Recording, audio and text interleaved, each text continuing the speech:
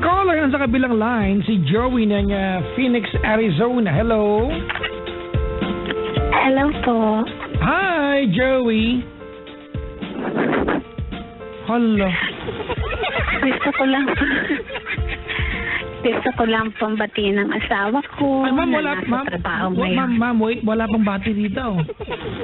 Ayaw nga po pala, I forgot. Sorry ho. You forgot? How dare you? Sorry ho. Joey, ilan taong ka na? Ay, huwag na natin banggitin. Bakit ganyan ka? Why do you... Ay, naku. Why are you afraid to tell us your age? I know you're 51. Tingnan mo, nasabi ko tuloy. Okay lang yun. You've been living in the US for how long now? Since 1988. Ay! 1988. I was just 6 years old when you arrived there. Yeah, oh God. Really? When was the last time that you were here? Back 2002. All right. You called my show because you wanted to send out a message for your husband, right? Kung pwede ho. Any special occasions though, like anniversary, birthday? Wala lang ho, just because. Ano? It's just because. Just because? You know, I never allowed greetings on my show. That's the thing. But if you want to go ahead and just say your love, whatever piece you have for your husband, go ahead. What is your husband's name? Thank you for allowing me. Yeah, what is your husband's name?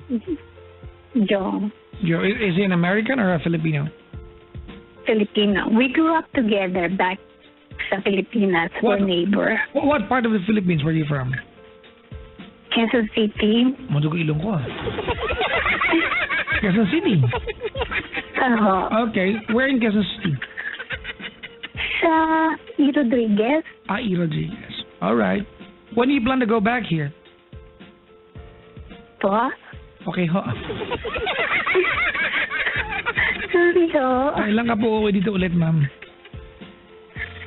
Kailan ho ako umuwi ulit? Di po, uuwi po. Noong 2000 po. Uuwi. Balak po namin next year kasi may family reunion. Okay. Balak po namin next year po kasi family reunion. Sige ho. Saan po yung location po para makapaghanda kami magdala ko ng kamag-anak ko din? Malay mo Hindi pa po namin alam kung kailan kasi po pinag-uusapan pa nila kung saan ang maganda. Pero ang gusto po ng mister ko sa beach kasi he love beach. Talaga po? Maganda po sa ma'am, sa... Kasi di ba ang Boracay masyado ng no? But there's a lot of mga kaibigan shorelines in the Philippines na hindi pa virgin pa. Buti pa yung shoreline virgin. Oo nga po, Boracay masyado na kung But Boracay is still a wonderful place to go to. I was just planning to go to Boracay last month but it did not push through, but maybe I will go there. Who knows, next week. Just lang, wala akong budget. Wala yung budget ho. Padala ka. 1.5. Bayaan niyo, pagka po pumalik kami dyan, bibisita kami. Makikita sa bisitang mo. Just. Ma'am Joey! You know, you're 51 and you made an effort to call my show just to say hi to your husband. Maybe send out your love para sa kanya and, you know, at least in a way to rekindle whatever passion that you have for your love. Well, go ahead. I'll give you the time. Po. What is his name? Jong? Jong, di ba Jong? Jong po. Alright, go ahead. Kumbaga po, he's the one who introduced me this, radio station. Hindi ko po alam to talaga. Ano ba yun? Siguro na ako, hindi niyo ba alam? Hindi po kasi po, we see each other again in 2010. Okay. 2010. So, he's, to me, he is a good guy. Very loving. Very loving? Really? Opo. In a way po, he is, meron po siyang temper. Lahat naman po ng tao may temper. Oo naman po, lahat naman po, kahit naman po ako may temper din eh. But he taught me how to control pagka nagagalit ako. Dati nun hindi ko nakukontrol ng galit ko. Gusto ko yung control, temper control. Pagka nagagalit ko, ako talagang... Hindi, pagka nagagalit ako kasi, di ba, some people, katulad po ako, just giving example, pagka nagagalit ako, whatever I pick up, talagang binabato ko. Now, talagang... Nagbabasag ka ng gamit? Yung binabasag ko, kaya yung pintuan binabalibag ko. Now, it's just, I just sit down, tapos I pray. Siguro it comes with the maturity, di ba? As you grow older, di ba? Ay, oo. Maturity. Totoo yun. Yeah. Yeah. Ako lang yung hindi pwede matanggal ng temper kasi mawala akong career. Ito, inaantay niyo yung magalit ako eh. So, paminsan-minsan kailangan ko ng temper. Pero minsan kailangan din natin ilabas, hindi ba yung galit ilalabas natin? Talaga yan, ma'am. Pag hindi mo nilabas yan, mangamoy yan, ho. Bakit, Papa Jack, napaka-green-minded mo? Ay, ikaw yung green-minded. Wala ko sinasabi. Ay, sinabi ba akong masama? Hi, Ma'am Joey, ikaw, Nay! How dare you? Para ulit ko. Sige ba, magmensahe ka? Magmensahe ka na ba? Jong? Hans. Yeah. Hans. Tawag po namin Hans. Ano ba team song niyo, ma'am? The first one that he gave me, yung, I forget the title, but, Oh, really? You forgot the title? How dare you? yung, parang yung, we see each other again, na, it's been a long time. Yeah, yun ho, two old friends, yeah. That's the song that he gave it to me. Nag-text siya sa akin, tapos sabi niya, when I listen to this song, I remember you. Yun ang sabi niya sa akin. If I'm not, if I remember, that's the way he told me. So, teka lang, hindi ko narinig kung maingay po kasi naka-agree dito eh. Wala rin yan. Sige po, magmensahe ka na. Game po. Okay. Han, I know we've been going through a lot. All I'm asking is patience.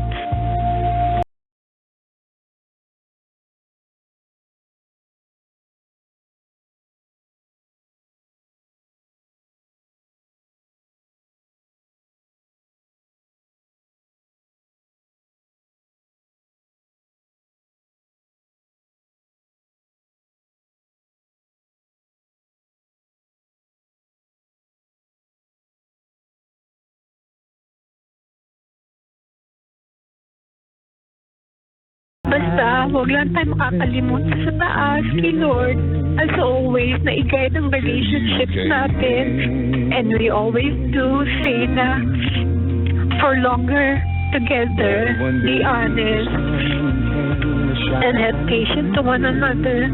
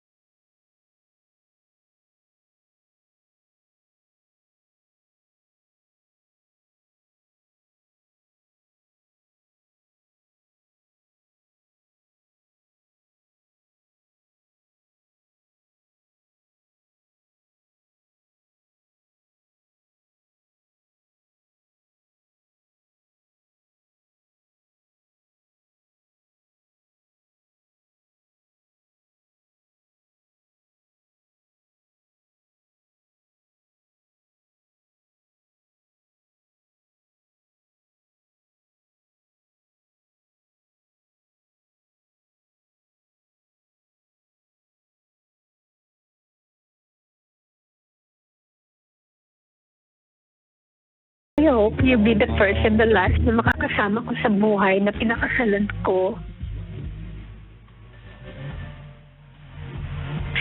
thank you sa lahat. And, maging honest ka lang sa akin like I do to you. Yun lang. Yun lang, Papa Jack. Thank you so much for letting me say that to my husband.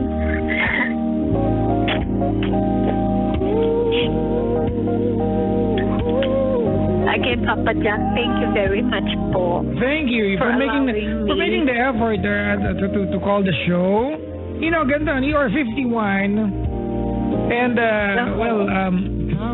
I don't want to generalize this, but honestly, at the age of 51, very few people, like a wife or husband, would make an effort to call a radio show and tell everyone how much you love your husband.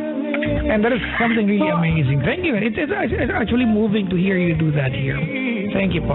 Oh, thank you po. I'm really, really thankful that you're allowing me to say that on the radio and the pub. No, I will send you the bill. Yeah, I will charge you for this, by the way. Okay lang po yun. Oh, mayaman pa. Oh. Hindi naman po. Gara. Para sumagal din kayo sa radio station kasi po marami din pa kayo nakatutulungan. Although minsan... Gusto ko mag-apply sa DSWD minsan. Tulong. Kawang gawa lang po. Magaling nga ako kayo dyan sa kawang gawa eh.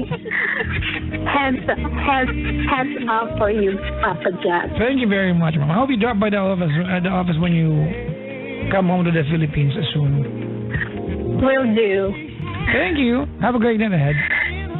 And thank you to Papa Jack. Bye-bye, ma'am. God bless po. Bye. Bye-bye.